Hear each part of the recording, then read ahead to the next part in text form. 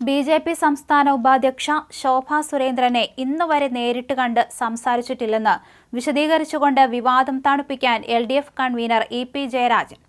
CPM. Secretariat യോഗത്തിൽ ഇ.പി. പങ്കെടുക്കുന്നുണ്ട്. ഇതിന് മുന്നോടിയായാണ് ഇ.പി.യുടെ പ്രതികരണം. ഇടതു കൺവീനർ സ്ഥാനം ഇ.പി. ഒഴിയുമെന്ന പ്രചരണം ശക്തമാണ്.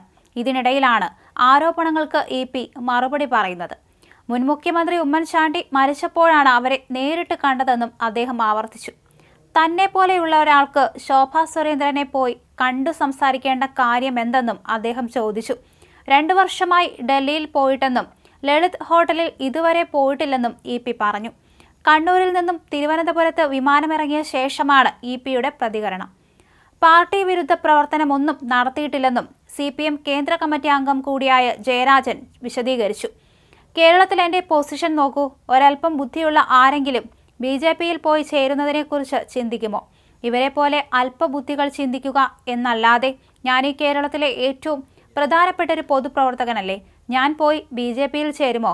ഇ.പി. പ്രതികരിച്ചു. എനിക്ക് ആ സ്ത്രീയെ ഇഷ്ടമല്ല. പണ്ടേ തന്നെ അവരുടെ പ്രസംഗങ്ങളൊക്കെ കുഴപ്പം പിടിച്ചതാണ്. ഫോണിൽ പോലും ആ സ്ത്രീയോട് ഞാൻ സംസാരിച്ചിട്ടില്ല.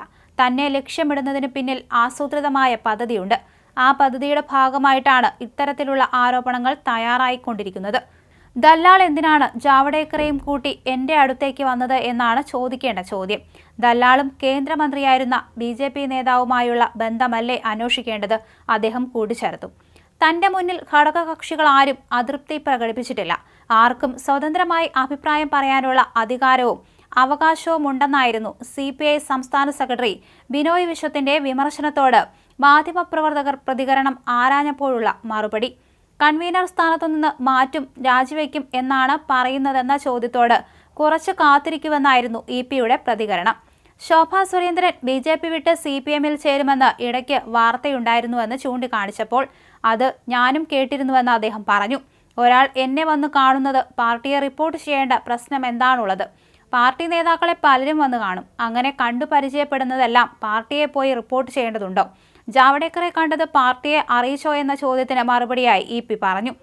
വെണ്ണലയിലെ ദല്ലാൽ നന്ദകുമാറിന്റെ വീട്ടിൽ വച്ചും ഡൽഹിയിലെ വീട്ടിൽ വച്ചും തൃശൂർ രാമനിലയത്തിൽ വച്ചും ഇ.പി.യുമായി കൂടിക്കാഴ്ച നടത്തിയെന്നാണ് ശോഭാ സുരേന്ദ്രൻ വിശദീകരിച്ചത്.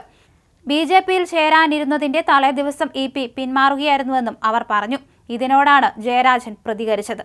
എന്തായാലും സി.പി.എം. സെക്രട്ടേറിയറ്റ് യോഗം ഇന്ന് നടക്കുകയാണ്. ഇ.പി.ക്കെതിരെ നടപടിയെടുക്കുമോ എന്ന കാര്യം കണ്ടറിയണം.